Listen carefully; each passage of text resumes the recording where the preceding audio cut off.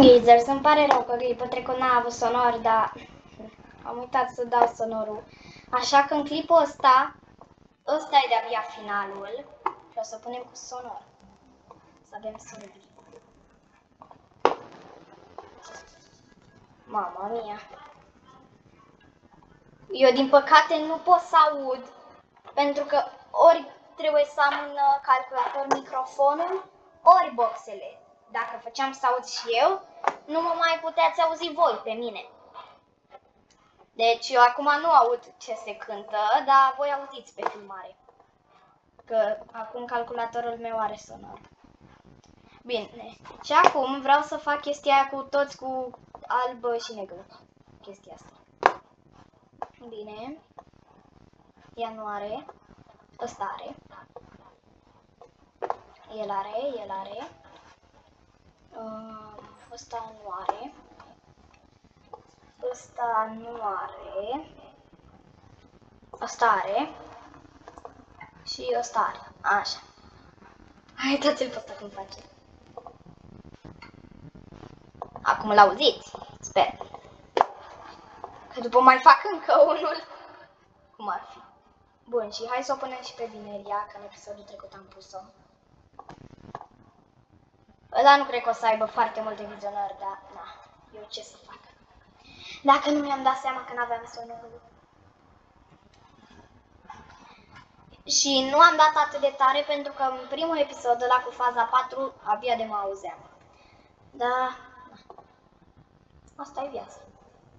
Da, ok, hai să-i resetăm.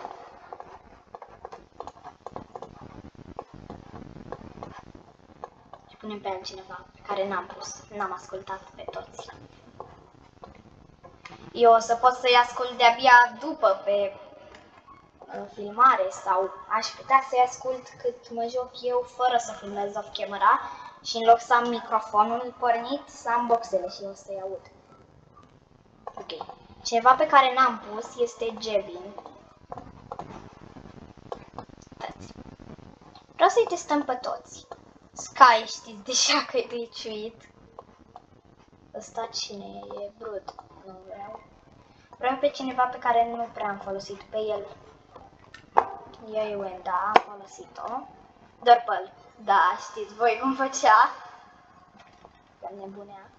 Bine, și ăsta. Și v-am spus că e bine că nu se mai glitch. Mamă, se face mare! Se face mare, uitați-vă. Da, eu acum nu aud, dar cred că voi auziți. Sper că voi auziți. Sper că pe toți spre ochii. Și uitați, fundalul arată bine, dar cum arată caracterele astea, îi zice că nu e o fază normală. Adică fundalul, na. Dacă îmi pui un caracter, uitați-vă cum arată caracterul acela pe care îl pui. Eu zic că faza 4 arăta mai ciudat. Asta aș pune o fază 3. Aia aș pune o faza 4. Și faza 5 n-am găsit. Adică faza 3 n-am găsit-o. Dar asta ci că e faza 5 și aici că e faza 4. Da, nu prea pare că asta ar fi faza 5. Bine, poate după sunete, că eu acum nu aud, doar îl văd cum fac.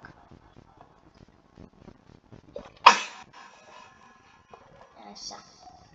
Mai duceți din când în când. Ăsta ciudat care face așa, uitați-vă. Face ca în faza 1, doar că nu face cu albastru, face cu roșu și da, vă dați seama că nu prea e bine și face mult mai repede și face un sunet diferit. Cred. Dar ce-i ciudat că Sky, chiar dacă e pe pauză, tot se glitchește, tot face așa de glitch. Cum era în faza 2, când puneai pe toți pe pauză, nu, când puneai pe toți mai puțin pe unul pe pauză și îl puneai pe ăsta, pe Mr. Fun Computer, când chestia asta se ducea la capăt, el pâlpâia în faza 1, cum arăta el în faza 1 și era ciudat. Da. Hai să vedem ce combinații mai putem face. Și cred că i-am pus pe toți. Ăsta nu cred că l-am pus totuși. Ăsta nu l-am pus clacă. Să-l auziți. Hai să-l auzim doar pe el. Gata. Mama mia. Ok, l-ați auzit și acum pe ăsta. Ăsta nu se mișcă.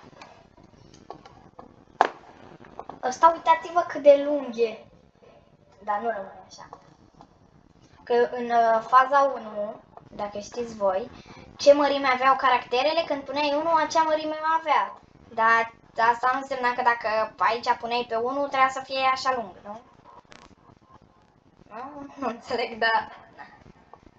Și ce, dacă nu aici în faza asta nu poate să arate.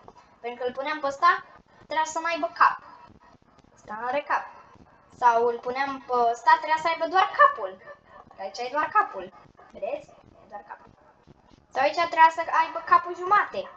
Adică, da. Aici trebuia să aibă jumătate de cap, plus aici o tăietură. Dar n-are. Ăsta... Stai. Asta e normal, asta e normal. Hai că e normal dacă e. Bine, la asta nu contează.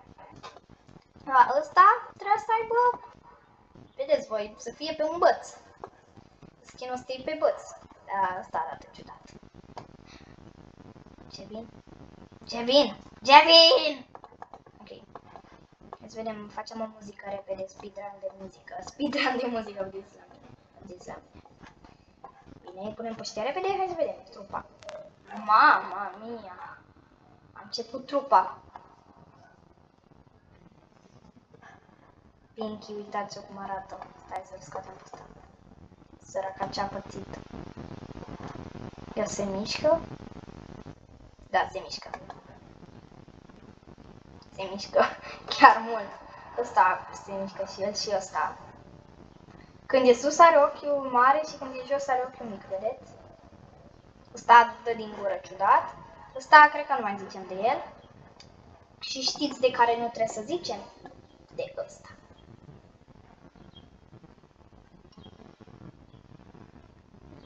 Adică uitați-vă la el cum face. Și știți de cine nu trebuie să mai zicem? De ea. Uitați-vă, amândoi fac la fel! Vineria și Dörpel. Sunt iubiți. Hai că sunt dacă e. Mama mia! Da, deci nu înțeleg. Nu înțeleg ce se întâmplă pe jocul ăsta de Sprunky. Ăsta e Sprunky interzis. Sprunky interzis pe bune de nu.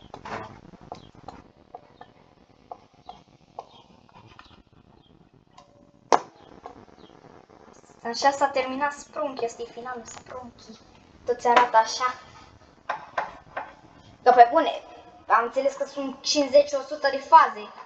Cât de mult mai trăiesc ăștia? Au trecut de faza zombie. Adică, ce oameni trăiesc, nu știu dacă sunt oameni, dar cine trăiește atât de mult? Ăștia trăiesc foarte mult, adică uite cum arăt și ei încă se mai mișcă, încă mai cântă. Din faza 2 eu zic că e ciudat și ar trebui să fie deja dead. Da, nu știu, așa ai făcut jocul ăsta. Ciudat. Hai să-l punem pe Black. Și pe ăsta. L-am ascultat pe ăsta că nu cred. Dă din ochi.